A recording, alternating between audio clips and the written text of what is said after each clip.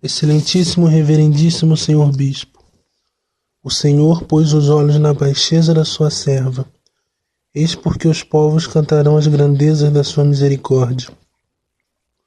Parece, excelentíssimo e reverendíssimo Senhor, que o nosso bom Deus se dignou favorecer-me com o uso da razão, muito criancinha ainda. Lembro-me de ter consciência dos meus atos desde o colo materno. Lembro-me de ser embalada e de adormecer ao som de vários cantos. E como era mais nova de 5 meninas e um menino, que nosso Senhor concedeu aos meus pais, lembro-me de haver entre eles várias contendas, por todos quererem ter-me em seus braços e entreter-se comigo.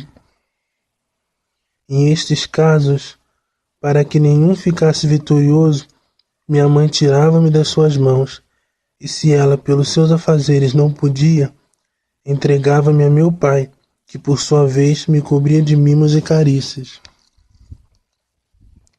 A primeira coisa que aprendi foi a Ave Maria, porque minha mãe tinha por costume ter-me em seus braços enquanto ensinava minha irmã Carolina, que me seguia em idade, tendo mais 5 anos que eu. Minhas 2 irmãs mais velhas eram já grandes, e minha mãe, como eu era um papagaio que tudo repetia, gostava que elas me levassem a todos os sítios onde iam. Elas eram, como se dizia na minha terra, as cabeças da mocidade. E não havia festa nem dança onde elas não fossem. Carnaval, São João, Natal, era fixo. Tinha que haver baile. Além disso, havia a vindima, e na apanha de azeitona havia dança quase todos os dias. Nas festas principais da freguesia, como a do Sagrado Coração de Jesus, Nossa Senhora do Rosário, Santo Antônio, etc., havia sempre à noite a rifa dos bolos e o baile não faltava. Éramos ainda convidadas para quase todas as bodas que se celebravam nos lugares circunvizinhos, porque a minha mãe, quando não era convidada para a madrinha, era chamada para a cozinheira. Em estas bodas, o baile durava desde que acabava o banquete até o outro dia pela manhã. Minhas irmãs, como tinham que ter-me sempre a seu lado, esmeravam-se tanto em enfeitar-me como elas mesmas. E como uma era costureira, não me faltava já o traje mais elegante usado pelas camponesas da minha terra, naquele tempo. E saia pregueada, o cinto de verniz, o lenço de cachené com as pontas caídas para trás e o chapéu com as suas contas douradas e as penas de várias cores. Parecia por vezes mais bem que vestia uma boneca que uma criança.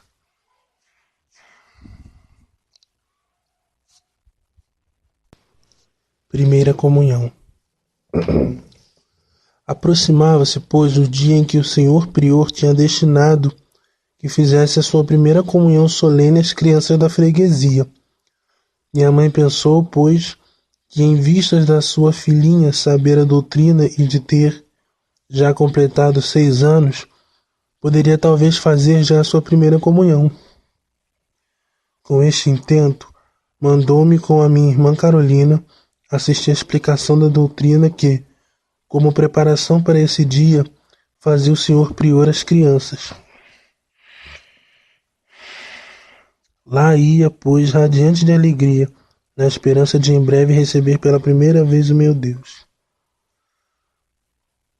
O senhor prior fazia suas explicações sentado em uma cadeira que estava sobre um estrado. Chamava-me para junto de si e quando alguma criança não sabia responder às suas perguntas, para as envergonhar, mandava-me dizer a mim. Chegou, pois, a véspera do grande dia de sua... E o senhor padre mandou ir à igreja todas as crianças da parte da manhã para dizer definitivamente quais as que comungavam. Qual não foi o meu desgosto quando o senhor padre me chama para junto de si e, acariciando-me, me diz que tinha de esperar pelos 7 anos. Comecei logo a chorar, e como se estivesse junto de minha mãe, inclinei a cabeça soluçando nos seus joelhos. Estava em esta atitude quando entra na igreja um sacerdote, que o senhor bispo havia mandado vir de fora, para o ajudar nas confissões. O senhor bispo perguntou o motivo das minhas lágrimas e, ao ser informado, levou-me para a sacristia, examinou-me a respeito da doutrina e do mistério da Eucaristia, e depois trouxe-me pela mão junto ao senhor prior e diz: Padre Pena, o senhor pode deixar esta pequena comungar. Ela entende melhor o que faz que muitos desses. Mas só tem 6 anos, retorquiu o bom pároco. Não importa, essa responsabilidade tomo eu. Pois bem, me disse o bom pároco, vai dizer à tua mãe que sim, que fazes amanhã a tua primeira comunhão. A minha alegria não tem explicação. Lá fui, batendo as palmas de contente, correndo todo o caminho, dar a boa nova à minha mãe, que começou logo a preparar-me para, de tarde, me levar a confessar-me. Ao chegar à igreja, disse à minha mãe que me queria confessar a esse sacerdote de fora. O senhor padre estava confessando na sacristia, sentado em uma cadeira. Minha mãe ajoelhou-se e pôs ao pé da porta no altar-mor, junto das outras mulheres que estavam esperando a vez dos seus filhinhos. Aí, diante do Santíssimo, foi-me fazendo as suas últimas recomendações. Sorriso da Mãe de Deus. E quando chegou a minha vez, lá fui ajoelhar aos pés do nosso bom Deus, ali representado pelo seu ministro, a implorar o perdão dos meus pecados. Quando terminei, vi que toda a gente se ria. Minha mãe chama-me e diz: Minha filha, não sabes que a confissão se faz baixinho e que é um segredo? Toda a gente te ouviu. No caminho para casa, minha mãe fez várias tentativas para ver se descobria o que ela chamava de segredo da minha confissão, que foi o finalzinho que não conseguiram ouvir, mas não obteve mais do que um profundo silêncio. Vou, pois, descobrir agora o segredo da minha primeira confissão. O bom sacerdote, depois de me ter ouvido, disse-me essas breves palavras: Minha filha, a sua alma é o templo do Espírito Santo. Guarde-a para sempre pura, para que ele possa continuar nela a sua ação divina. Ao ouvir essas palavras, senti-me penetrada de respeito pelo meu íntimo e perguntei ao bom confessor como devia fazer. De joelhos, aí, aos pés de Nossa Senhora, peça-lhe, com muita confiança, que tome conta do seu coração, que o prepare para receber amanhã dignamente seu querido filho e que o guarde para ele só. Havia na igreja mais que uma imagem de Nossa Senhora, mas como minhas irmãs arranjavam o altar de Nossa Senhora do Rosário, estava por isso habituada a rezar diante dessa, e por isso lá fui também dessa vez. Pedi-lhe, pois, com todo o ardor de que fui capaz, e guardasse para Deus só meu pobre coração. Ao repetir várias vezes essa humilde súplica, com os olhos fitos na imagem, pareceu-me que ela se sorria e que, com um olhar e um gesto de bondade, me dizia que sim. Fiquei tão inundada de gozo que a custo consegui articular palavra. Vigília da Esperança. Minhas irmãs ficaram essa noite trabalhando para me fazer o vestido branco e a grinalda de flores. Eu, com a alegria, não podia dormir, e as horas não havia maneira de passarem. Levantava-me, pois, constantemente para ir junto delas perguntar-lhes se ainda não era dia, se me queriam provar o vestido, a grinalda e etc. Amanheceu por fim um feliz dia, mas às 9 horas, quanto tardaram, já vestia com o meu vestido branco. Minha irmã Maria levou-me à cozinha para eu pedir perdão aos meus pais, beijar-lhe a mão e pedir-lhes a bênção. Terminada a cerimônia, minha mãe fez-me as últimas recomendações. Disse-me o que queria que eu pedisse a Nosso Senhor quando tivesse em meu peito e despediu-me com estas palavras. Sobretudo, pede a Nosso Senhor que te faça uma santa. Palavras que se me gravaram tão indeléveis no coração que foram as primeiras que eu disse a Nosso Senhor logo que o recebi. E ainda hoje me parece ouvir o eco da voz de minha mãe a repetir. Lá fui, caminho da igreja, com minhas irmãs, e para não me manchar com o pó do caminho, levou-me ao colo meu irmão. Logo que cheguei à igreja, corri aos pés do altar de Nossa Senhora a renovar meu pedido. Aí me fiquei, na contemplação do sorriso de ontem, até que minhas irmãs me foram buscar para me colocar no lugar que me estava destinado. As crianças eram muitas. Formavam 4 filas desde o fundo da igreja até a balaustrada, 2 de meninos e 2 de meninas. Como eu era a mais pequenina, calhou-me ficar junto dos anjos, no degrau da balaustrada. Grande dia. Começou a missa cantada, e à maneira que o momento se aproximava, o coração batia mais apressado, na expectativa da visita de um grande Deus que ia descer do céu para se unir à minha pobre alma. O senhor prior desceu por entre as filas a distribuir o pão dos anjos. Tive a sorte de ser a primeira. Quando o sacerdote descia os degraus do altar, o coração parecia querer sair-me pela boca. Mas logo que pousou em meus lábios a hóstia divina, senti uma serenidade, uma paz inalterável. Senti que me invadia uma atmosfera tão sobrenatural que a presença do nosso bom Deus se me tornava tão sensível como se o ouvisse com os sentidos corporais. Dirigi-lhe então as minhas súplicas. Senhor, fazei-me uma santa. Guardai o meu coração sempre puro, para ti só. Aqui pareceu-me que o nosso bom Deus me disse, no fundo do meu coração, estas distintas palavras. A graça que hoje te é concedida permanecerá viva em tua alma, produzindo frutos da vida eterna. Senti-me de tal forma transformada em Deus.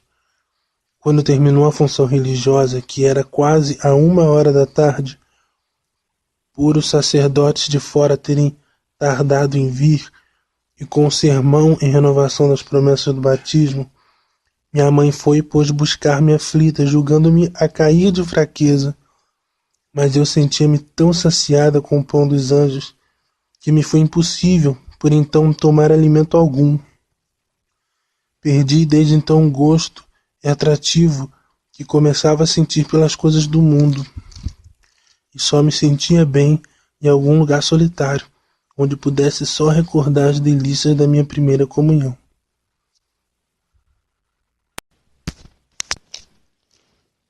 As aparições. Assim, pois, completei meus 7 anos. Minha mãe determinou que começasse a guardar as nossas ovelhas. Meu pai não era dessa opinião, nem minhas irmãs. Queriam para mim, pelo afeto particular que me tinha, uma exceção, mas minha mãe não cedeu. É como todas, dizia ela. A Carolina já tem 12, pode por isso começar a trabalhar no campo. Foi-me, pois, confiada a guarda do nosso rebanho. A notícia de que eu começava a minha vida de pastor espalhou-se rápido entre os pastores e quase todos vieram oferecer-se para serem meus companheiros. A todos disse que sim, e com todos combinei ir para a serra. No dia seguinte, a serra era coalhada de pastores, e rebanhos. Parecia uma nuvem que a cobria, mas eu não me senti bem no meio de tanta grita. Escolhi, pois, entre eles 3 para minhas companheiras, e sem dizer nada aos demais, combinei umas pastagens opostas. Eram as minhas escolhidas Teresa Matias, sua irmã Maria Rosa e Maria Justino. No dia seguinte, lá vamos com os nossos rebanhos para um monte chamado O Cabeço. Dirigimos-nos para a encosta do monte que ficava voltada ao norte. Na encosta desse monte, ao sul, ficam os Valinhos, de nome Vossa Reverendíssima já deve conhecer. E na encosta que fica voltada à nascente do sol, está a tal rocha, de que também já falei, no escrito sobre Jacinta. Subimos com os nossos rebanhos até quase o cimo do monte. A nossos pés ficava um extenso arvoredo que se espalhava nas planícies do vale. Oliveiras, carvalhos, pinheiros, azinheiras, etc. Um pouco mais ou menos aí pelo meio-dia, comemos a nossa merenda e, depois dela, convidei as minhas companheiras para rezarem comigo o terço, ao que elas anuíram com gosto. Mal tínhamos começado, quando, diante dos nossos olhos, vemos, como que suspensa no ar sobre o arvoredo, uma figura como se fosse uma estátua de neve, que os raios de sol tornavam algo transparente. Que é aquilo? Perguntaram as minhas companheiras meio assustadas. Não sei. Continuamos a nossa reza, sempre com os olhos fitos na dita figura que, assim que terminamos, desapareceu. Segundo o meu costume, tomei o partido de calar, mas as minhas companheiras, assim que chegaram a casa, contaram o sucedido às famílias. Divulgou-se a notícia, e um dia, quando chego em casa, interroga-me minha mãe. Ouve lá, dizem que vistes para ir não sei o quê. O que é que tu vistes? Não sei. E como não me sabia explicar, acrescentei. Parecia uma pessoa embrulhada em um lençol. E querendo dizer que não lhe tinha podido divisar as feições, disse: não se lhe conheciam olhos nem mãos. Minha mãe rematou tudo com um gesto de desprezo, dizendo: tolice de criança. 2. Aparição do anjo em 1916. Passado algum tempo, voltamos com os nossos rebanhos para esse mesmo sítio, e repetiu-se o mesmo, da mesma forma. As minhas companheiras contaram de novo o acontecido, e o mesmo passado outro espaço de tempo. Era a terceira vez que minha mãe ouvia falar por fora destes acontecimentos, sem eu ter dito palavra em casa. Chama-me então, já pouco contente, e pergunta-me: vamos a ver, o que é que vocês dizem que vem por aí? Não sei, minha mãe, não sei o que é. Várias pessoas começaram a fazer troça. E como eu, desde a minha primeira comunhão, me ficava, por algum tempo, como que abstrata, recordando o que se tinha passado, minhas irmãs, com algo de desprezo, perguntavam-me: estás a ver algum embrulhado no lençol? Esses gestos e palavras de desdém eram-me muito sensíveis, pois eu não estava habituada senão a carinhos, mas isto não era nada. É que eu não sabia o que o bom Deus tinha me reservado para o futuro. Por este tempo, o Francisco e a Jacinta pediram-me e obtiveram, como já contei, licença dos pais para começarem a guardar o seu rebanho.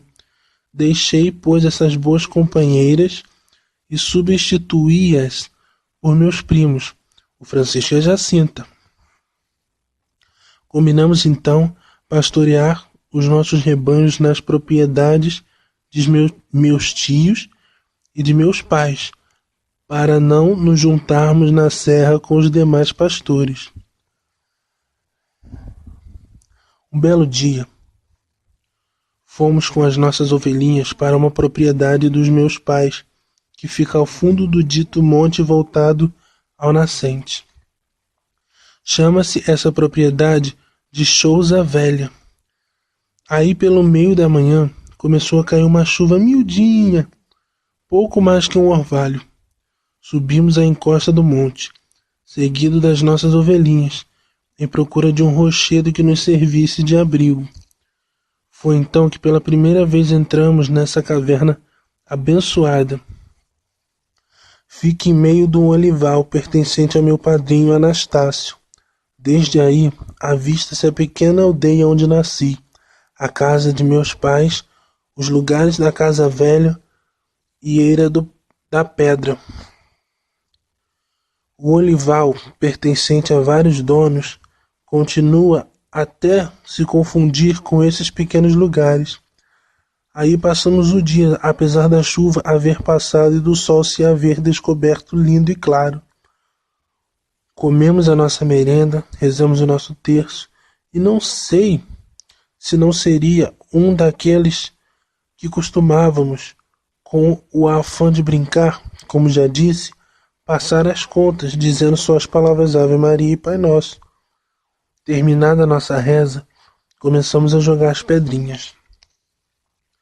Alguns momentos havia que jogávamos, e eis que um vento forte sacode as árvores e faz-nos levantar a vista para ver o que se passava. Pois o dia estava sereno. Vemos então que sobre o olival se encaminha para nós a tal figura de que já falei. A Jacinto e Francisco ainda nunca tinha visto. Nem eu lhes havia falado nela. A maneira que se aproximava, íamos divisando as feições.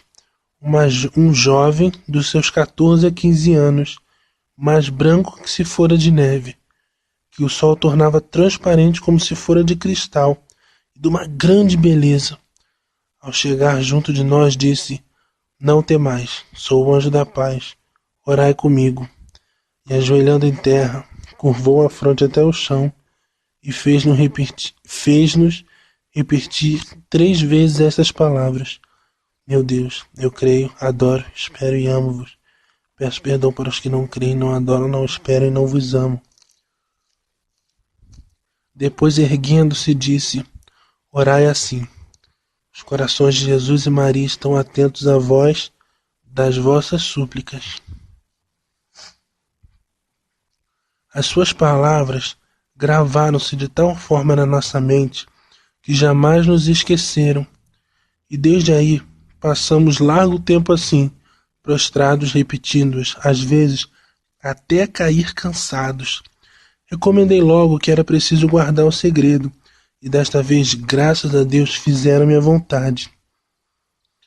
Passado bastante tempo, em um dia de verão, em que havíamos ido passar a sexta à casa, brincávamos em cima de um poço que tinham meus pais no quintal e que chamávamos o Arneiro. De repente, vemos junto de nós a mesma figura, o anjo, como me parece que era, e diz: Que o fazeis? Orai, orai muito. O coração santíssimo de Jesus e Maria tem sobre vós desígnios de misericórdia. Oferecei constantemente ao Altíssimo orações e sacrifícios. Como nos havemos de sacrificar? Perguntei. De tudo o que puderes. Oferecei a Deus sacrifícios em ato de reparação pelos pecados com que ele é ofendido, e súplica pela conversão dos pecadores. Atraí assim sobre a vossa pátria a paz. Eu sou o anjo da guarda, o anjo de Portugal. Sobretudo, aceitai e suportai com submissão o sofrimento que o nosso Senhor tem a vos enviar. Passou-se bastante tempo e fomos pastorear os nossos rebanhos para uma propriedade de meus pais, que fica na encosta do já mencionado monte, um pouco mais acima dos valinhos. É um olival a que chamávamos Pregueira. Depois de termos merendado, combinamos em rezar na gruta que ficava a outro lado do monte. Demos para isso uma volta pela encosta e tivemos que subir uns rochedos que ficam ao cimo da pregueira. As ovelhas conseguiram passar com muita dificuldade. Logo que aí chegamos, de joelhos, com os rostos em terra, começamos a repetir a oração do anjo. Meu Deus, eu creio, adoro, espero e amo-vos, e etc. Não sei quantas vezes tínhamos repetido esta oração, quando vemos que sobre nós brilha uma luz desconhecida. Erguemos-nos para ver o que se passava, e vemos o anjo, tendo em a mão esquerda um cálice, sobre o qual está suspenso uma hóstia, da qual caem algumas gotas de sangue dentro do cálice. O anjo deixa suspenso no ar o cálice, ajoelha junto de nós e faz-nos repetir 3 vezes. Santíssima Trindade, Pai, Filho e Espírito Santo, adoro-vos profundamente e ofereço-vos o preciosíssimo corpo, sangue, alma e divindade de Jesus Cristo, presente em todos os sacrários da terra, em reparação dos ultrajes, sacrilégios e indiferenças com que ele mesmo é ofendido, e pelos méritos infinitos do seu Santíssimo Coração e do Imaculado Coração de Maria, peço-vos a conversão dos pobres pecadores. Depois de levantar-se, tome em suas mãos o cálice e a hóstia. Dá-me a sagrada hóstia a mim, e o sangue do cálice divide-o entre Jacinto e Francisco, dizendo ao mesmo tempo: Tomai e bebei o corpo e sangue de Jesus Cristo, horrivelmente ultrajado pelos homens ingratos. Reparai os seus crimes e consolai o vosso Deus. E prostrando-se de novo em terra, repetiu conosco outras 3 vezes a mesma oração, Santíssima Trindade, etc, etc. E desapareceu. Nós permanecemos na mesma atitude, repetindo sempre as mesmas palavras. E quando nos erguemos, vimos que era noite e, por isso, horas de virmos para casa.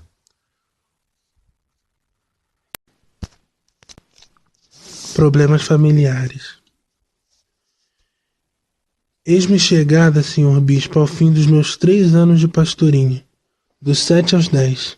Durante estes 3 anos, a nossa casa, e quase me atrevi a dizer a nossa freguesia, tinha mudado quase completamente de aspecto. O senhor padre Pena tinha deixado de ser nosso pároco e tinha sido substituído pelo senhor padre Boicinha. Este zelosíssimo sacerdote, ao ter conhecimento dos costumes pagãos que existiam na freguesia, de bailes e danças, começou desde logo a pregar contra isso no púlpito, nas homilias aos domingos. Em público e em particular, aproveitava todas as ocasiões que lhe ofereciam para combater este mau costume. Minha mãe, desde que ouviu o bom pároco falar assim, proibiu as minhas irmãs ir a tais divertimentos, e como o exemplo das minhas irmãs arrastou outras a não comparecer, esse costume foi-se pouco a pouco desvanecendo. O mesmo se passou entre as crianças que, como eu já disse, no exposto sobre minha prima, formavam as suas danças à parte. Alguém que um dia dizia à minha mãe: mas até aqui não era pecado bailar, e agora porque veio um pároco novo já é pecado? Como são essas coisas? Não sei, respondeu minha mãe. O que sei é que o senhor prior não quer que se baile e, portanto, as minhas filhas não voltam a esses lugares. Quando muito, deixá-las-ei bailar alguma coisa entre família, porque diz o senhor prior que em família não é mal. No decorrer deste período de tempo, as minhas 2 irmãs mais velhas deixaram a casa paterna, pelo sacramento do matrimônio. Meu pai tinha se deixado arrastar pelas más companhias e tinha caído nos laços de uma triste paixão, por causa da qual tínhamos já perdido alguns dos nossos terrenos. Minha mãe, ao ver que escasseavam os meios de subsistência, resolveu que as minhas 2 irmãs, Glória e Carolina, iam servir. Ficou então em casa meu irmão para cuidar dos campos que nos restavam, minha mãe que cuidava do arranjo da casa e eu para pastorear o nosso rebanho. Minha pobre mãe vivia mergulhada numa profunda amargura e, quando à noite nos juntávamos os 3, à lareira, esperando por meu pai para cear, minha mãe, ao ver os lugares das suas outras filhas vazios, dizia com uma profunda tristeza: Meu Deus, para onde foi a alegria deste lar? Inclinando a cabeça sobre uma pequena mesa que tinha a seu lado, prorrompia em amargo pranto. Era uma das cenas mais tristes que tenho presenciado. Eu senti o coração despedaçar-me de saudades por minhas irmãs e pela amargura da minha mãe. Apesar de ser criança, compreendia perfeitamente a situação em que nos encontrávamos. Lembrava-me então das palavras do anjo: sobretudo, aceitai submisso o sacrifício que o Senhor vos enviar. Retirava-me então a um lugar solitário para com os meus sofrimentos não aumentar o da minha mãe. Aí de joelhos, debruçada sobre as lajes que o cobriam, no poço, juntava as suas águas às minhas lágrimas e oferecia a Deus o meu sofrimento. Por vezes a Jacinta e o Francisco vinham encontrar-me, assim amargurada. E como eu tinha a voz embargada pelos soluços e não podia falar, eles sofrendo comigo, a ponto de derramarem também abundantes lágrimas, fazia a Jacinta, então, em voz alta, o nosso oferecimento. Meu Deus, em ato de reparação e pela conversão dos pecadores, que vos oferecemos todos esses sofrimentos e sacrifícios. Tanto sofrimento começou por abalar a saúde de minha mãe. Esta, não podendo já trabalhar, mandou vir para tratar e tomar conta do arranjo da casa minha irmã Glória. Correram então quantos cirurgiões e médicos por ali haviam. Gastou-se uma infinidade de remédios, sem se obter melhoras algumas. O bom pároco prontificou-se a levar minha mãe à Leira, no seu carro de mulas, para ela ir consultar os médicos. Lá foi acompanhada de minha irmã Teresa, mas chegou à casa meio morta pelo cansaço do caminho e moída das consultas, sem ter obtido resultado algum. Por fim, consultou-se um cirurgião, que dava consulta em Santo Mamed, que declarou ter minha mãe uma lesão cardíaca, um elo da espinha deslocado e os rins caídos.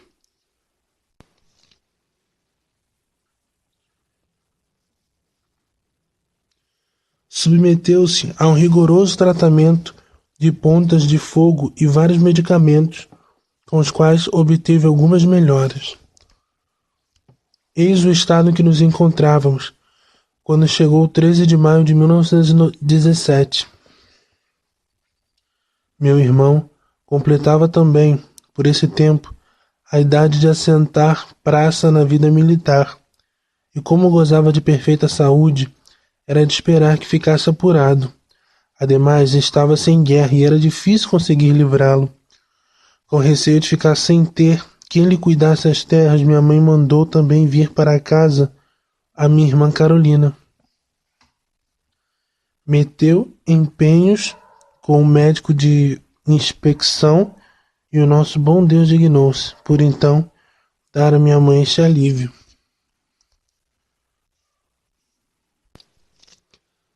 As aparições de Nossa Senhora. Não me detenho a descrever a aparição do dia 13 de maio. É bem conhecida e, por isso, seria perdido o tempo que muito gastaria. É também bem conhecido o modo como a minha mãe se informou do acontecimento e os esforços que fez para me obrigar a dizer que tinha mentido. As palavras que a Santíssima Virgem nos disse em este dia e que combinamos nunca revelar foram: depois de nos haver dito que íamos para o céu, perguntou: quereis oferecer-vos a Deus para suportar todos os sacrifícios, todos os sofrimentos que Ele quiser enviar-vos em ato de reparação pelos pecados com que Ele é ofendido e de súplica pela conversão dos pecadores? Sim, queremos, foi a nossa resposta. Ides, pois, ter muito o que sofrer, mas a graça de Deus será vosso conforto. No dia 13 de junho celebrava-se a nossa freguesia, a festa em honra a Santo Antônio. Era costume nesse dia abrir os rebanhos de madrugada cedo, e às 9 horas cerravam-se nos currais para se ir à festa. Minha mãe e minhas irmãs, que sabiam quanto eu era amiga das festas, diziam-me então: sempre estou para ver se tu deixas a festa para ires para a cova da Iria, falar lá com essa senhora. Em esse dia ninguém me dirigiu palavra, portando-se a meu respeito como quem diz: deixa-la, vamos ver o que faz.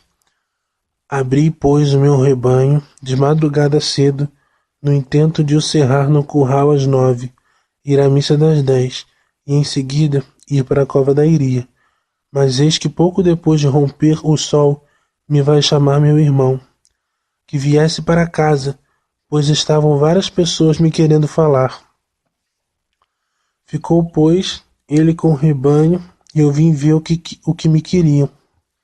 Eram algumas mulheres e homens que vinham dos sítios de Minde, dos lados de Tomar, Carrasco, Poleiros, etc., e que desejavam acompanhar-me à cova da Iria.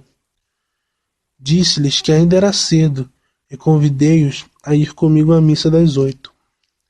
Depois voltei para casa. Esta boa gente esperou por mim no nosso pátio à sombra das nossas figueiras. Minha mãe e minhas irmãs mantiveram a sua atitude de desprezo que, na verdade, me era mais sensível e me custava tanto como os insultos. Aí, pelas 11 horas, saí de casa, passei pela casa dos meus tios, onde a Jacinta e o Francisco me esperavam, e lá vamos para a cova da Iria, à espera do momento desejado.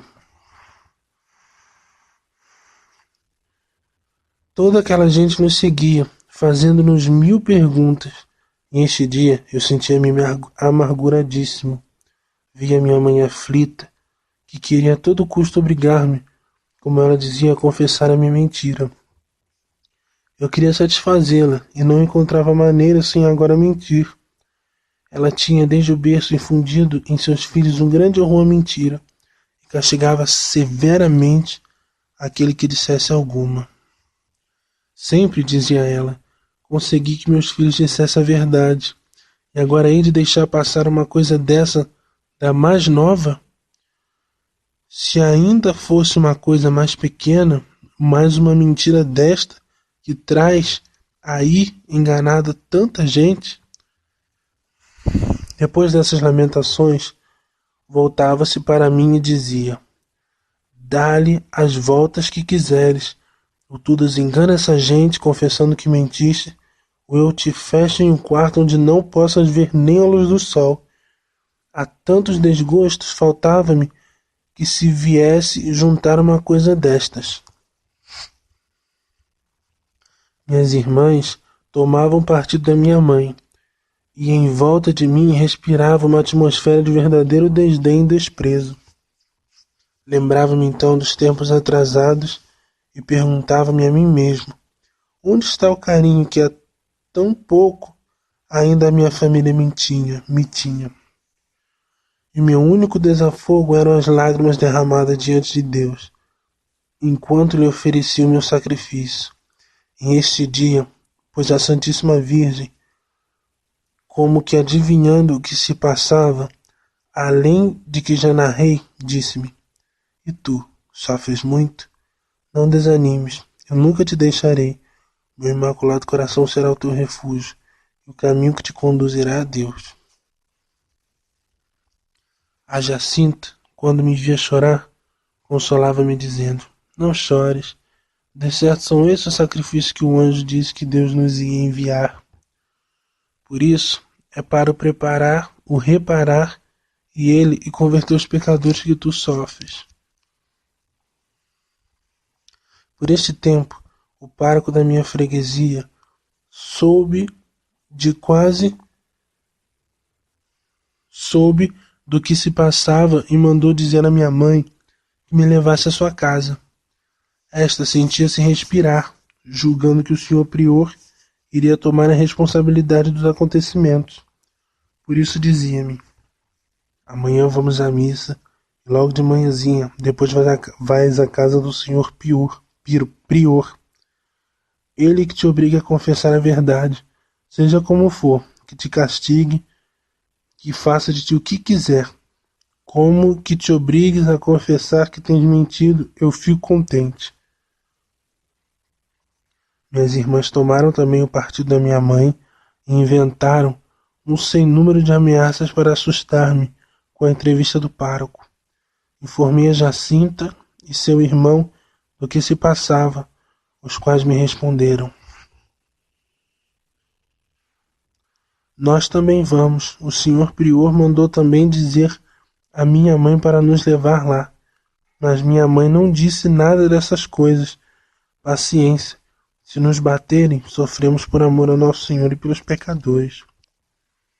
No dia seguinte, lá fui atrás de minha mãe que, pelo caminho, não me disse nenhuma palavra. Durante a missa ofereci a Deus o meu sofrimento, e depois atravesso o adro atrás da minha mãe e subo as escadas da varanda até a casa do pároco. Ao subir os primeiros degraus, minha mãe volta-se para mim e diz-me: não me rales mais. Agora diz ao senhor prior que mentiste, para que ele possa no domingo dizer na igreja que foi uma mentira, e assim acabar tudo. Isto tem lá jeito. Toda a gente a correr para a cova da Iria e rezar diante de uma carrasqueira. Sem mais, bate à porta. Vem a irmã do bom pároco que nos manda sentar em um banco e esperar um pouco. Por fim veio o senhor prior. Manda-nos entrar no seu gabinete. Faz um sinal à minha mãe que sente em um banco e chama-me para junto da sua escrivaninha. Quando vi sua reverendíssima interrogando com toda a paz e até com amabilidade, fiquei admirada. No entanto, conservava a expectativa do que viria. O interrogatório foi muito minucioso e quase me atrevia a dizer maçador. O padre fez-me uma pequena advertência, porque dizia: não me parece uma revelação do céu. Quando se dão essas coisas, por ordinário, Nosso Senhor manda essas almas a quem se comunica dar conta do que se passa a seus confessores ou párocos, e esta, ao contrário, retrai-se quando pode. Isto também pode ser um engano do demônio. Vamos ver, o futuro nos dirá o que havemos de pensar.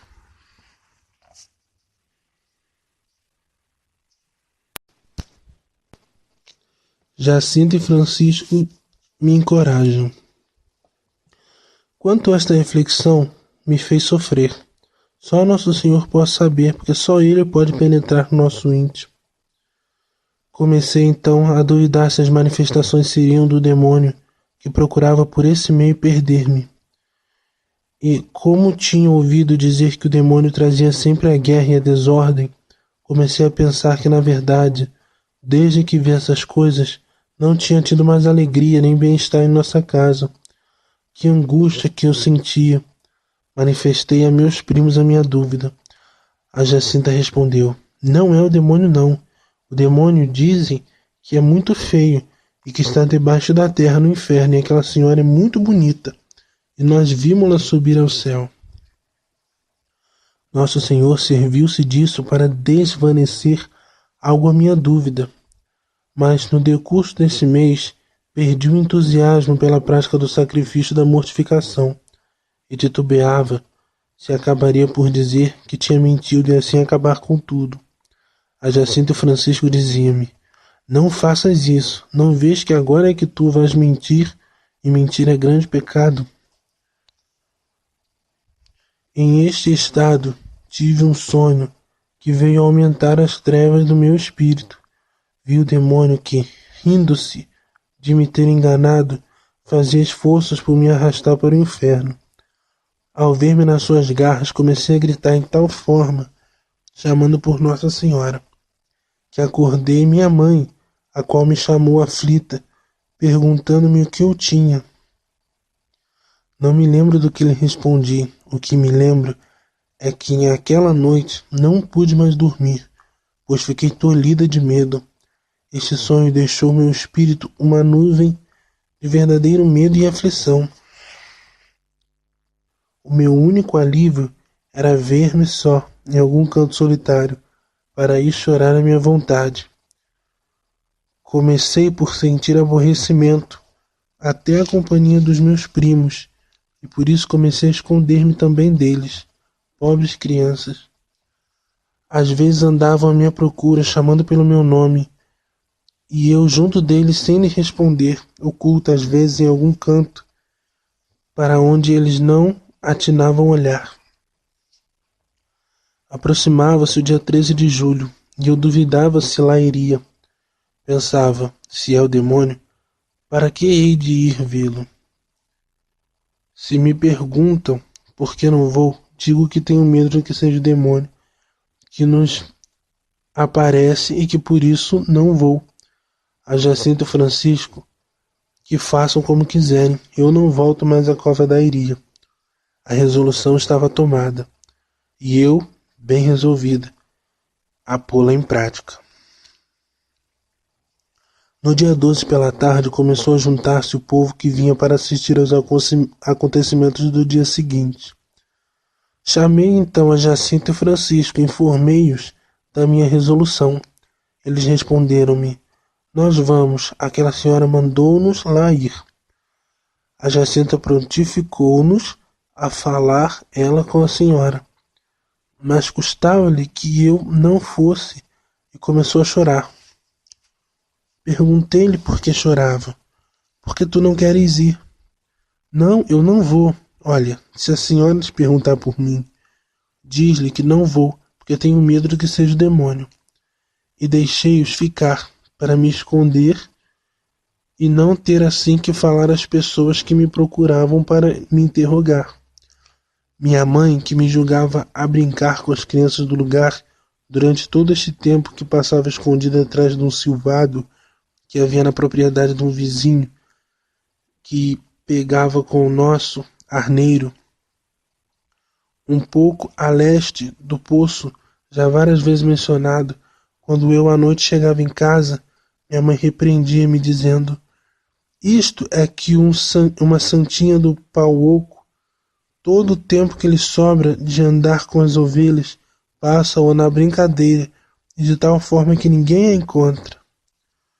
No dia seguinte, ao aproximar-se a hora em que devia partir, senti-me de repente impelido a ir, por uma força estranha, a que não me era fácil resistir. Pus-me então a caminho e passei pela casa dos meus tios, a ver se ainda lá estava a Jacinta. Encontrei-a no quarto com seu irmãozinho Francisco de joelhos, ao pé da cama chorando. Então vocês não vão? Lhes perguntei. Sem ti não nos atreveremos a ir. Anda, vem. Já vou, lhe respondi. Então, com um semblante já alegre, partiram comigo. O povo esperava-nos em massa pelo caminho, e a custo conseguimos lá chegar. Foi este o dia em que a Santíssima Virgem se dignou revelar-nos o segredo. Depois, para reanimar o meu fervoroso decaído, disse-me: sacrificai-vos pelos pecadores e dizei a Jesus muitas vezes, em especial sempre que fizerdes algum sacrifício: ó meu Jesus, é por vosso amor, pela conversão dos pecadores e reparação pelos pecados cometidos contra o Imaculado Coração de Maria.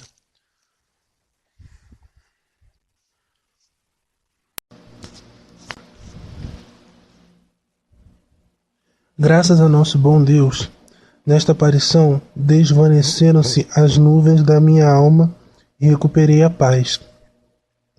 Minha pobre mãe afligia-se cada vez mais ao ver a quantidade de gente que ali vinha de todas as partes.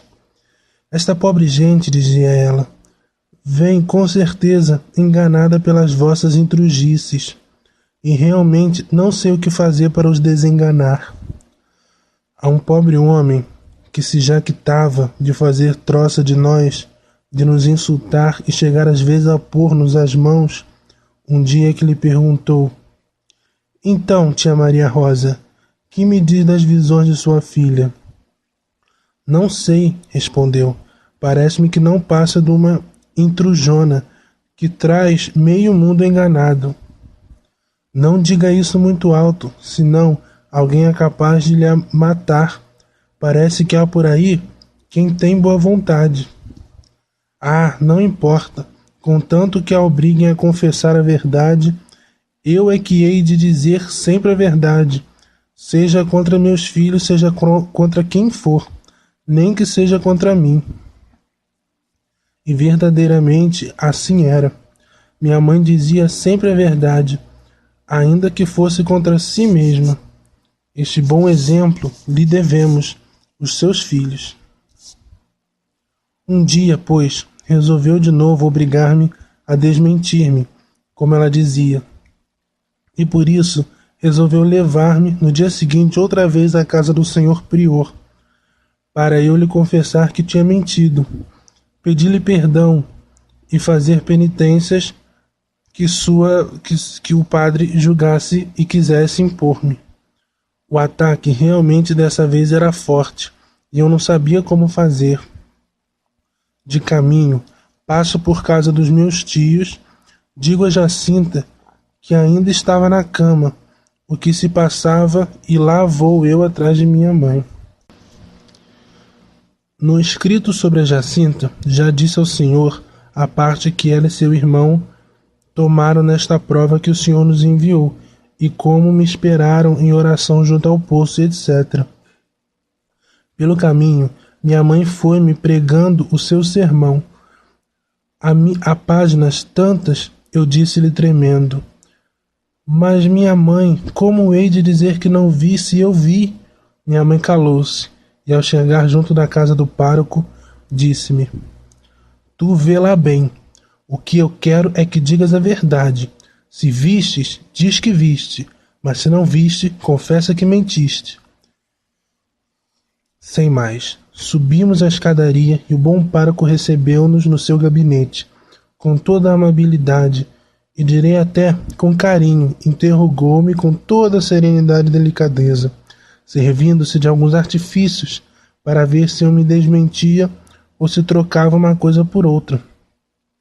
Por fim, despediu-nos, encolhendo ombros, como que dizendo: Não sei o que dizer nem fazer a tudo isto. Passados não muitos dias, meus tios e meus pais receberam ordem das autoridades para comparecer na administração.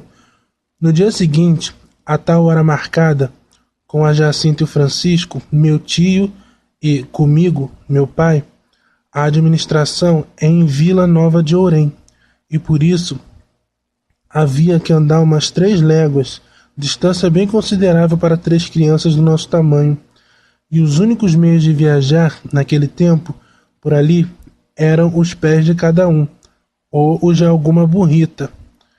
Meu tio respondeu logo que comparecia a ele, mas que seus filhos não os levavam. Eles a pé não aguentam caminho, dizia ele, e o cavalo eles não se seguram em cima da burra, porque não estão habituados. Ademais, não tenho para que apresentar em um tribunal 2 crianças desse tamanho. Meus pais pensavam ao contrário. A minha vai, que responda ela. Eu cá dessas coisas não entendo nada. E se mente, é bem que seja castigada. No dia seguinte, de manhãzinha, lá me puseram em cima de uma burra, da qual caí 3 vezes durante o caminho, e lá fui acompanhado do meu pai e meu tio. Parece-me que já contei ao senhor quanto a Jacinta e o Francisco sofreram neste dia, julgando que me iam matar. A mim, o que me fazia sofrer era a indiferença que por mim mostravam meus pais, a qual eu via mais clara quando via o carinho com que meus tios tratavam seus filhinhos. Lembro-me de nesta viagem ter feito esta reflexão. Que diferentes são meus pais dos meus tios. Estes, para defender seus filhos, entregam-se eles. Meus pais entregam-me com a maior indiferença, para que façam de mim o que quiserem. Mas paciência, dizia no íntimo do meu coração. Assim tenho a dita de sofrer, mas por teu amor, ó meu Deus, e pela conversão dos pecadores. Na administração, fui interrogado pelo administrador, na presença do meu pai, meu tio e vários outros senhores que não sei quem eram. O administrador queria forçosamente que lhe revelasse o segredo e que prometesse não voltar mais à cova da Iria. Para conseguir isto, não se poupou a promessas e, por fim, ameaças. Vendo que nada conseguia, despediu-me, protestando que o havia de conseguir, ainda que para isso tivesse que tirar minha vida. A meu tio passou uma boa repreensão por não haver cumprido as suas ordens, e lá nos deixaram vir para nossa casa. No seio da minha família havia ainda outro desgosto, de que eu era culpada, como diziam. A cova da Iria era uma propriedade pertencente a meus pais. No fundo tinha um pouco de terreno bastante fértil, no qual se cultivava bastante milho, legumes, hortaliças, etc. Nas encostas havia algumas oliveiras, azinheiras e carvalhos. Ora, desde que o povo aí começou a ir, não mais a pudemos cultivar coisa alguma. As gentes tudo pisavam, grande parte ia a cavalo e os animais acabavam de comer e estragar tudo. Minha mãe, lamentando esta perda, dizia-me: Tu agora, quando quiseres comer, vai pedi-lo a essa senhora. Minhas irmãs acrescentavam: Tu agora só havês de comer o que se cultiva na cova da Iria. Estas coisas custavam-me tanto que eu não me atrevia a pegar em um bocado de pão para comer. Minha mãe, para obrigar-me a dizer a verdade, como ela dizia, chegou não poucas vezes a fazer-me sentir o peso de algum pau destinado ao lume que encontrasse no canto da lenha ou do cabo de vassoura. Mas como ao mesmo tempo era mãe, procurava depois levantar minhas forças decaídas e afligia-se ao ver-me definhar, com uma cara amarela, temendo que fosse adoecer. Pobre mãe! Agora sim que compreendo verdadeiramente a situação em que se encontrava e que tenho pena dela. Na verdade, ela tinha razão para me julgar indigna de um tal favor e por isso me julgar mentirosa. Por uma graça especial de Nosso Senhor, nunca tive o menor pensamento nem movimento contra o meu modo de proceder, contra o seu modo de proceder a meu respeito. Como o anjo me tinha anunciado que Deus me mandaria sofrimentos, vi sempre em tudo isto Deus que assim queria. O amor, a estima e o respeito que lhe devia continuou sempre aumentando, como se fosse muito acariciada, e agora estou-lhe mais reconhecida por me ter tratado assim do que se me tivesse continuado a criar entre mimos e carícias. Parece-me que foi no decorrer deste mês que aí apareceu o senhor doutor Formigão, pela primeira vez para me fazer o seu interrogatório. Interrogou-me séria e minuciosamente. Gostei muito dele porque me falou muito da prática da virtude, ensinando-me alguns modos de a praticar. Mostrou-me uma estampa de Santa Inês, contou-me o seu martírio e animou-me a imitá-la. Sua Reverendíssima continuou a ir lá todos os meses fazer o seu interrogatório, no fim do qual sempre me dava algum bom conselho, com o que me fazia algum bem espiritual. Um dia, disse-me: a menina tem a obrigação de amar muito Nosso Senhor, por tantas graças e benefícios que lhe está concedendo. Gravou-se intimamente na minha alma esta frase, que desde então adquiri o hábito de dizer constantemente a Nosso Senhor: meu Deus, eu vos amo, em agradecimento pelas graças que me tendes concedido. Comuniquei a Jacinta e a seu irmãozinho esta jaculatória de que eu tanto gostava, e ela tomou-a tanto a peito que, no meio das brincadeiras mais entretidas, perguntava: Vocês têm se esquecido de dizer a Nosso Senhor que o amo pelas graças que nos tem feito? Entretanto, amanhecia o dia 13 de agosto. O povo chegava de todos os sítios, desde a véspera. Todos queriam ver-nos, interrogar-nos e fazer-nos os seus pedidos para que o transmitíssemos à Santíssima Virgem. Éramos, nas mãos daquela gente, como uma bola nas mãos da rapaziada. Cada um nos puxava para seu lado e nos perguntava a sua coisa, sem dar-nos tempo de responder a ninguém. Em meio desta lida, apareceu uma ordem do senhor administrador para ir à casa de minha tia, que lá me esperava. Meu pai é intimado e lá me foi levar. Quando cheguei, estava ele em um quarto com meus primos.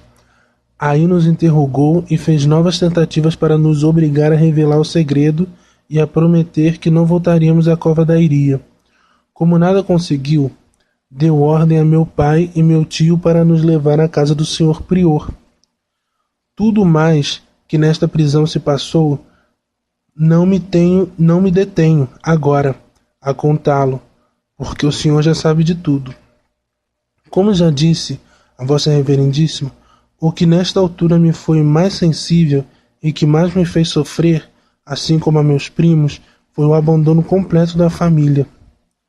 A volta desta viagem ou prisão, que não sei como lhe hei de chamar, que a meu ver foi no dia 15 de agosto, como regozijo da minha chegada à casa, mandaram-me imediatamente abrir o meu rebanho e levá-lo a pastar.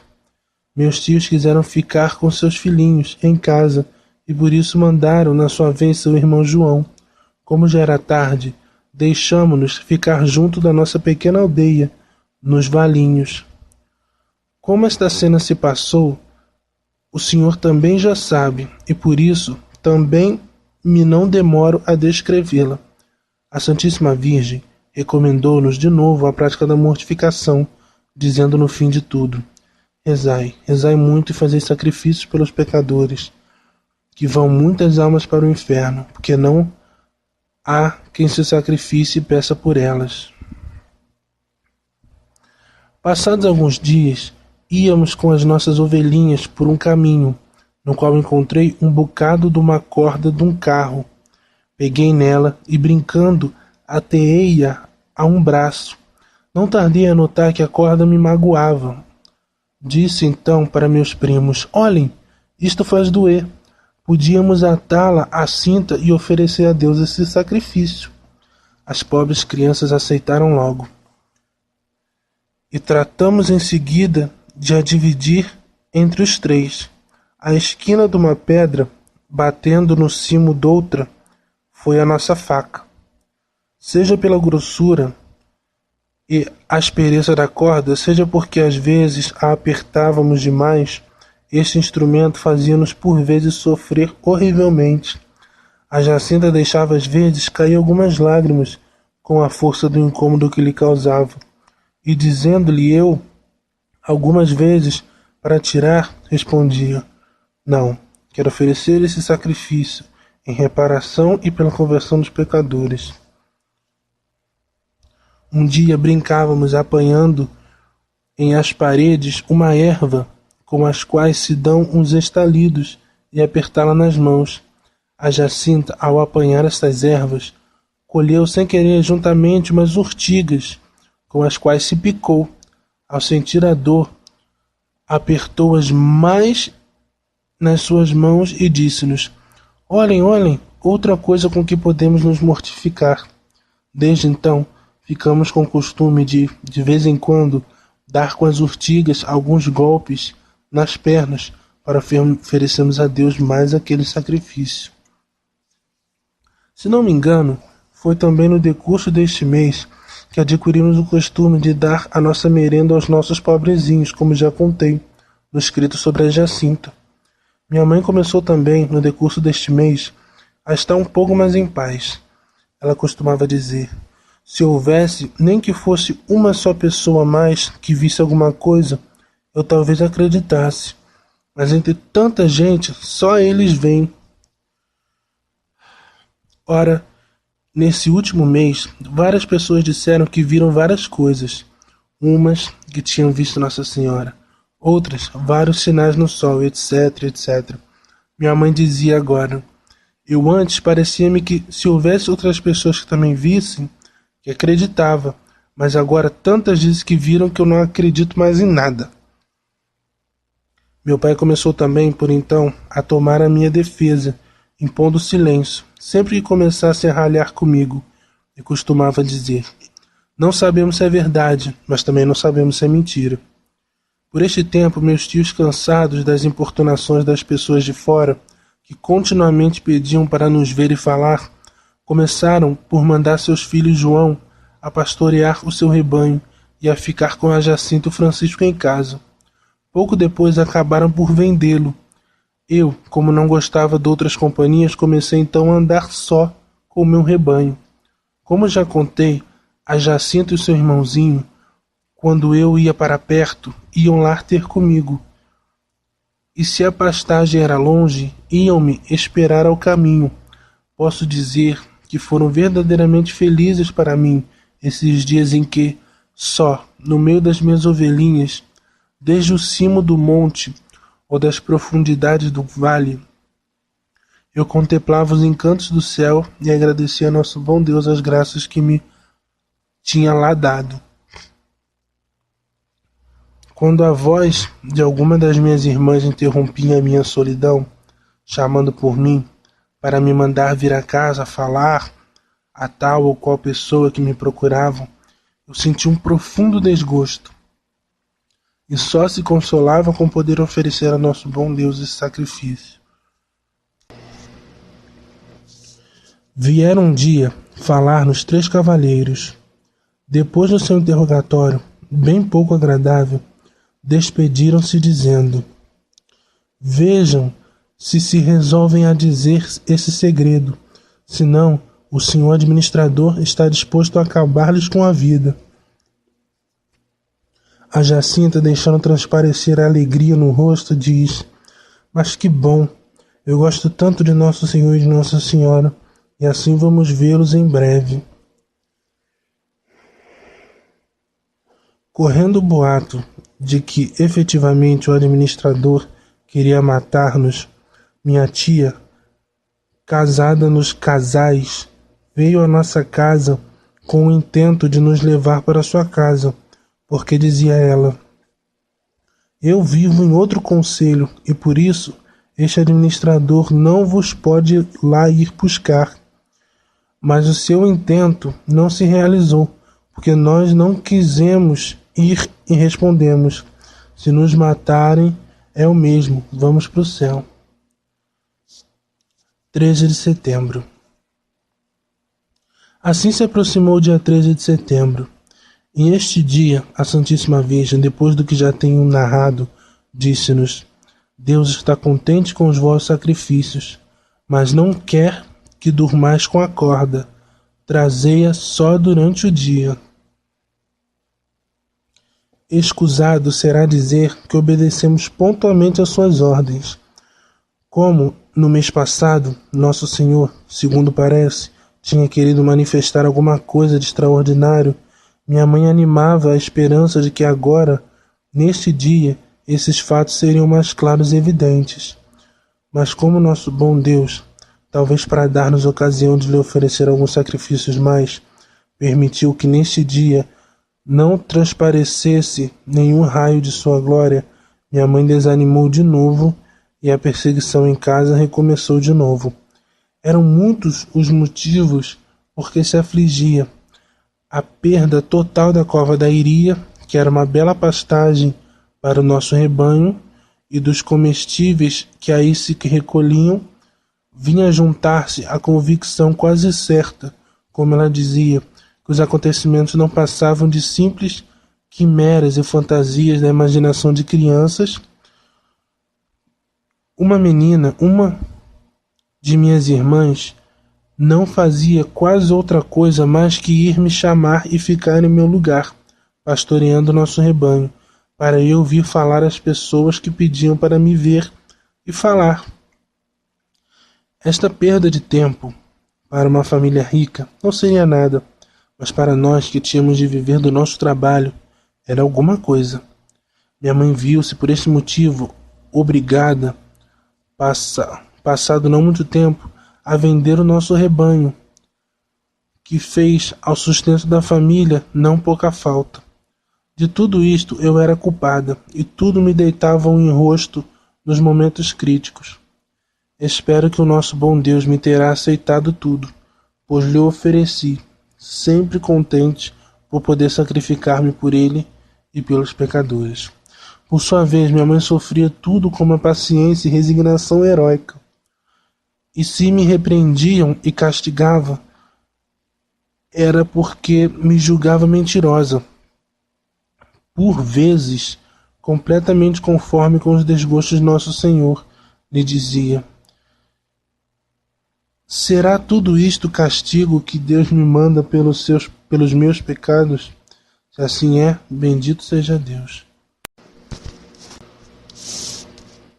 Uma vizinha lembrou-se um dia, não sei como, de dizer que os senhores me tinham dado, não me lembro que quantia de dinheiro. Minha mãe, sem mais, chamou-me e perguntou-me por ele. Como eu lhe disse que não tinha recebido, quis então obrigar-me a entregar-lhe, e para isso serviu-se de cabo de vassoura. Quando eu já tinha o pó da roupa bastante bem sacudido, interveio uma das minhas irmãs, a Carolina, com uma outra rapariga, nossa vizinha, chamada Virgínia, dizendo que tinha assistido ao interrogatório desses senhores e que tinham visto que eles nada me haviam dado. Pude, assim defendida, retirar-me para o meu posto predileto e oferecer aí mais esse sacrifício ao nosso bom Deus. Se não me engano, foi também no decurso deste mês que aí apareceu um jovem que, pela sua elevada estatura, me fazia tremer de medo. Quando vi entrar em casa à minha procura um senhor que teve que curvar-se para caber na entrada da porta, julguei-me em presença de um alemão.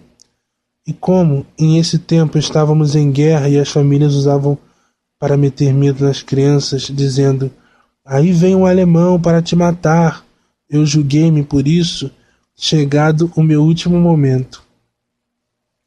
O meu susto não passou desapercebido ao dito jovem que procurou tranquilizar-me, sentando-me em seus joelhos e interrogando-me com toda a amabilidade. Terminou seu interrogatório, pediu a minha mãe para me deixar ir ensinar-lhe o sítio das aparições e rezar aí com ele. Obteve a licença desejada e lá vamos, mas eu estremeci de pavor ao ver-me só por aqueles caminhos na companhia do desconhecido. Tranquilizou-me, porém, a ideia de que, se me matava, ia ver Nosso Senhor e Nossa Senhora. Chegados ao local, posto de joelhos, pediu-me para rezar um terço com ele e pedir à Santíssima Virgem uma graça que ele muito desejava, que uma tal menina consentisse em receber com ele o sacramento do matrimônio. Estranhou-me o pedido e pensei: se ela te tiver tanto medo como eu, nunca te dirá que sim. Terminada a reza do nosso terço, o bom jovem acompanhou-me até perto do meu lugar e despediu-me amavelmente, recomendando-me a seu pedido. Desatei então uma corrida desfeita até chegar à casa dos meus tios, receando que ele ainda voltasse atrás. Qual não foi o meu espanto quando no dia 13 de outubro me encontrei de repente, depois das aparições, nos braços do dito personagem, nadando por em cima das cabeças do povo. Realmente estava bem, para que todos pudessem satisfazer a sua curiosidade de me ver. Passado pouco, o bom senhor, como não vinha onde punha os pés, tropeçou em os pedregulhos e eu caí. Eu não caí porque fiquei entalado entre as massas que me apertavam. Outros pegaram logo em mim e o dito personagem desapareceu, até que, passando algum tempo, lá apareceu, com a dita menina, já então sua esposa, lá agradecer à Santíssima Virgem a graça recebida e pedir-lhe uma copiosa bênção. Este jovem é hoje o senhor doutor Carlos Mendes de Torres Novas. 13 de outubro. Estamos, pois, senhor bispo, no dia 13 de outubro. Neste dia, o senhor sabe tudo o que passou. Desta aparição, as palavras que mais me gravaram no coração foi o pedido de Nossa Senhora. Não ofendam mais a Deus Nosso Senhor, que já está muito ofendido. Que amorosa queixa e que terno pedido! Quem me dera que ela ecoasse pelo mundo afora e que todos os seus filhos da Mãe do Céu ouvissem o som da sua voz. Tinha-se espalhado o boato que as autoridades haviam decidido fazer explodir uma bomba junto de nós, no momento da aparição. Não concebi com isso medo algum, e falando disto aos meus primos, dissemos, mas que bom, se nos for concedida a graça de subir dali com Nossa Senhora para o céu. No entanto, meus pais assustaram-se e pela primeira vez quiseram acompanhar-me, dizendo, se a minha filha vai morrer, eu quero morrer a seu lado. Meu pai levou-me então pela mão até o local das aparições, mas desde o momento da aparição não o voltei mais a ver, até que me encontrei à noite no seio da família. À tarde deste dia, passei-a com meus primos, como se fôssemos algum bicho curioso que as multidões procuravam ver e observar. Cheguei à noite verdadeiramente cansado de tantas perguntas e interrogatórios. Estes nem com a noite acabaram. Várias pessoas, por não terem podido interrogar-me, ficaram para o dia seguinte, à espera de vez. Quiseram ainda algumas falar-me ao serão, mas eu, vencida pelo cansaço, deixei-me cair no chão e dormir. Graças a Deus, o respeito humano e o amor próprio, em aquela altura, ainda os não conhecia, e por isso estava à vontade diante daquelas pessoas, como se estivesse com meus pais. No dia seguinte, continuaram-se os interrogatórios, ou para melhor dizer, nos dias seguintes, porque desde então, quase todos os dias, iam várias pessoas implorar a proteção da Mãe do Céu à cova da Iria, e todos queriam ver os videntes, fazer-lhes as suas perguntas e rezar com eles o seu terço. Às vezes sentia-me tão cansada de tanto repetir o mesmo de rezar, que procurava um pretexto para me escusar e escapar. Mas essa pobre gente tanto insistia que eu tinha de fazer um esforço, por vezes não pequeno, para os satisfazer. Repeti então a minha oração habitual no fundo do meu coração. É por vosso amor, meu Deus, em reparação dos pecados cometidos contra o Imaculado Coração de Maria e conversão dos pecadores, e também pelo Santo Padre. Já disse ao Senhor, no escrito sobre a minha prima, como foram 2 veneráveis sacerdotes que nos falaram de sua santidade e da necessidade que tinha de orações. Desde então, não oferecemos a Deus oração ou sacrifício algum em que não dirigíssemos uma súplica por sua santidade, o Santo Padre. E concebemos um amor tão grande ao Santo Padre que quando um dia o senhor prior disse à minha mãe que provavelmente eu vinha a ter que ir a Roma para ser interrogado por sua santidade, bati as palmas de contente e dizia a meus primos, que bom, se vou ver o Santo Padre. E eles caíam em lágrimas e diziam, nós não vamos, mas oferecemos esse sacrifício por ele. O senhor prior fez-me também o seu último interrogatório. O tempo determinado para os fatos tinha acabado, e Vossa Reverendíssima não sabia que dizer a tudo isto. Começou também por mostrar o seu descontentamento. Para que vai essa quantidade de gente prostrar-se em oração em um descampado, enquanto que o Deus vivo, o Deus dos nossos altares sacramentado, permanece solitário, abandonado no tabernáculo? Para que esse dinheiro que deixam ficar sem fim algum debaixo dessa carrasqueira, enquanto a igreja, em obras, não há maneira de se acabar por falta de meios. Eu compreendia perfeitamente a razão das suas reflexões, mas que lhe havia de dizer ou fazer?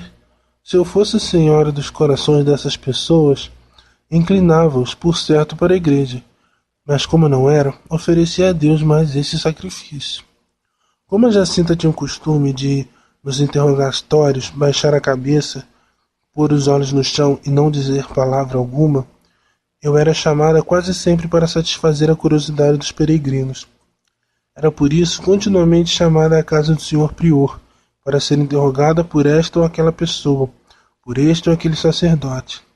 Veio em uma ocasião interrogar-me um sacerdote de Torres Novas. Fez-me um interrogatório tão minucioso, tão cheio de enredos, que fiquei com algum escrúpulo por lhe haver ocultado algumas coisas. Consultei meus primos sobre o caso. Não sei, lhes disse, se estamos fazendo mal em não dizer tudo. Quando nos perguntaram se Nossa Senhora nos disse alguma coisa a mais, não sei se, como dizer, nos disse o segredo. Não mentimos, calando o resto. Não sei, respondeu a Jacinta. Vê lá, tu é que não queres que se diga. Já se vê que não quero, não, lhe respondi. Para nos começarem a perguntar que mortificação fazemos, não nos faltava mais nada. Olha, se tu tens calado e não tens dito nada, agora ninguém sabia se tínhamos visto a senhora, falado com ela, com o anjo, e ninguém mais precisava de o saber. A pobre criança, ao ouvir as minhas razões, começou a chorar, como em maio. Segundo o que já escrevi na sua história, pediu-me perdão. Fiquei, pois, com o meu escrúpulo, sem saber como resolver a minha dúvida. Passando pouco, apareceu um outro sacerdote de Santarém. Parecia irmão do primeiro, ou pelo menos que se tinham ensaiado juntos. As mesmas perguntas e enredos, os mesmos modos de ir e fazer troça. Até a estatura e as feições pareciam quase as mesmas. Depois deste interrogatório, a minha dúvida aumentou e não sabia verdadeiramente o que fazer. Pedi constantemente a Nosso Senhor e a Nossa Senhora que me dissessem como havia de fazer. Oh, meu Deus e minha mãezinha do céu, vós sabeis que não vos quero ofender com mentiras, mas bem vedes que não é bem dizer o mais que me dissestes. Em meio desta perplexidade, tive a felicidade de falar com o senhor vigário de Olival. Não sei por quê. Ele me inspirou confiança e expus a ele a minha dúvida. Já escrevi no escrito sobre a Jacinta, como Vossa Reverendíssima nos ensinou a guardar o nosso segredo. Deu-nos ainda algumas instruções mais sobre a vida espiritual. Sobretudo, ensinou-nos o modo de dar gosto a Nossa Senhora em tudo e a maneira de lhe oferecer um sem número de pequenos sacrifícios. Se vos apetecer comer uma coisa, meus filhinhos, deixai-a, e em seu lugar comeis outra, e ofereceis a Deus um sacrifício.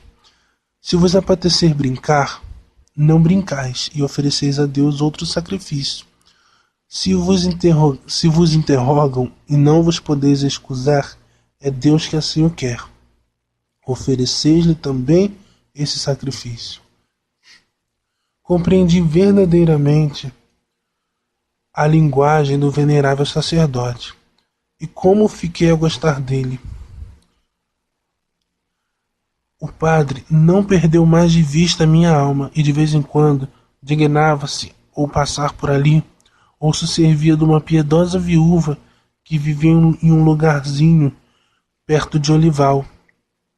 Chamava-se Senhora Emília. Essa piedosa mulher ia várias vezes à cova da Iria rezar. Depois passava por minha casa, pedia para me deixarem ir passar uns dias com ela e depois levava-me à casa do senhor vigário. Sua Reverendíssima tinha a bondade de me mandar ficar 2 ou 3 dias em sua casa, dizendo que era para fazer companhia à sua irmã.